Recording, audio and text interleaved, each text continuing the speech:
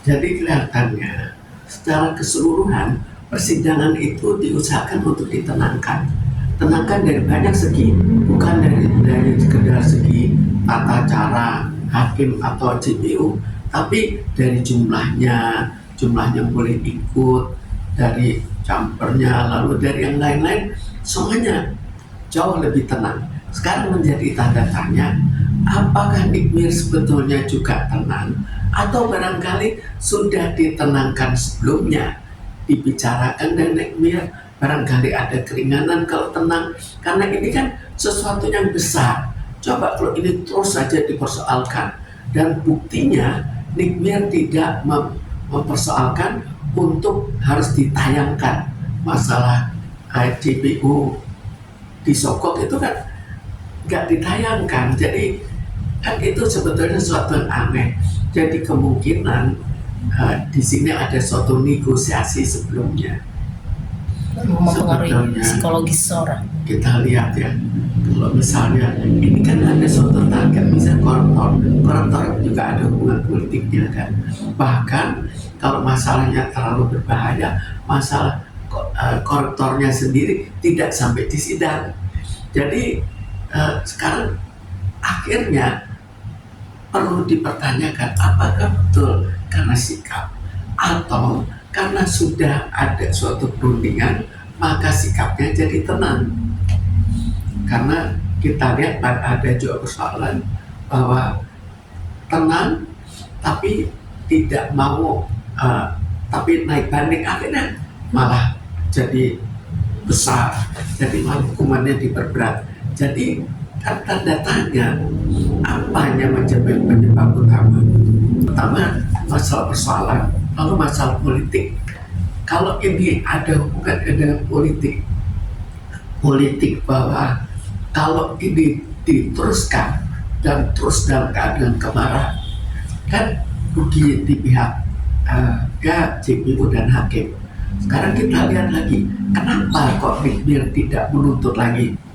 Itu suatu tanda tanya besar. Jadi sangat mungkin bahwa ini sudah ada perundingan, kesepakatan bersama.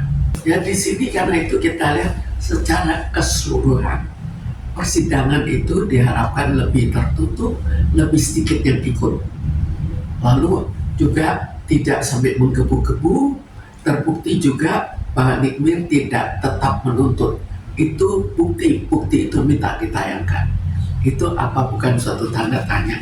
Seandainya ada suatu kesepakatan kan mungkin saja terjadi lewat pengacara atau lewat apa. Karena kira-kira apa yang akan terjadi. Tapi sangat tanda tanya, seorang Nikmir yang sudah menggebu-gebu untuk meminta barang bukti ditayangkan, akhirnya tidak menuntut lagi. Ada apa? Lalu kita lihat secara keseluruhan juga suasana sangat diredam.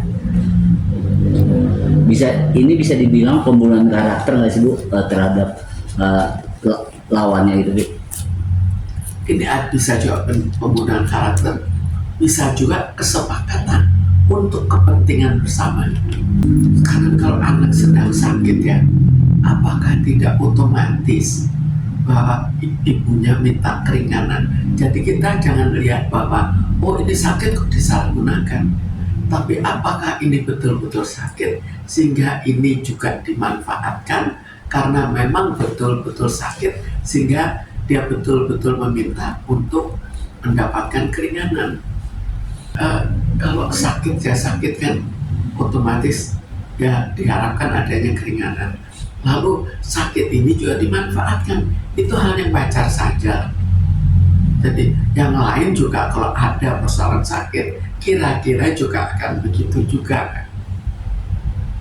Tapi sifat NM begitu memang sebenarnya dia udah ngerasa ada di posisi yang rapuh, terbawah atau gimana? Itu yang sudah jadi tanda tanya. Seorang Nikmir ada bukti itu tidak terus dia tuntut. Sebelum itu jadi tuntutan besar kan, dengan emosi yang sangat besar. Tapi sekarang kenapa dibiarkan? Ada apa? kan suatu yang wajar untuk dipertanyakan. Dalam keadaan di mana secara umum kita juga tahu bahwa soal membayar sokong menyokong itu tetap berjalan. Kemudian ini juga ketahuan, dilaporkan ke KPK. Tapi setelah itu kok diam? Kan sudah lapor ke KPK, artinya kan sudah memuncak. Lalu kemungkinan bagi KPK untuk misalnya tidak melanjutkan itu kan juga lebih besar daripada seandainya barang bukti ini terus saja diutarakan. Sekarang kita bayangkan orangnya ya, kita bayangkan Nick Mir, apakah betul dia seorang genggal? Jika tidak, apakah ini bukan sesuatu yang memang dikondisikan? Karena banyak hal yang bisa dilihat, bukan hanya sekedar Nick Mir kalem, CPU kalem, hakim kalem, tapi yang boleh ikut masuk juga lebih sedikit. Di luar juga ada penjagaan, ada apa bukan itu suatu yang mencurigakan bahwa ini ada suasana yang dikondisikan walaupun masih takut adanya keramaian, sampai di luar diadakan penjagaan yang cukup ketat. Sekarang kita kembali lagi melihat situasinya.